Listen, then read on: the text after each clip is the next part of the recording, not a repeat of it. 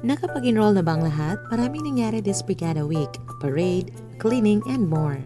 And today, iba na naman ang papel natin, charot. Hi everyone, it's Mr. Rams. Welcome back.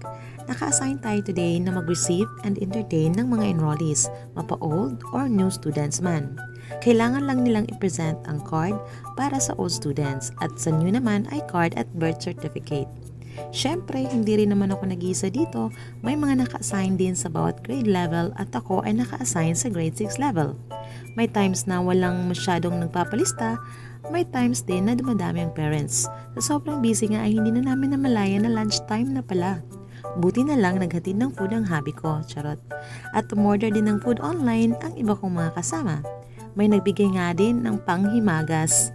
Kahit nga lunchtime pa ay meron pa rin mga parents both from elementary and secondary department na may bitbit ng mga cleaning materials kasi nga Brigada Week is Bayanihan Week.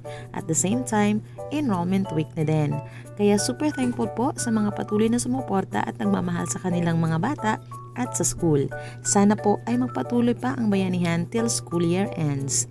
Ito lang muna ang update natin ngayon. Like, follow, and share for more. Thanks for watching. Bye for now.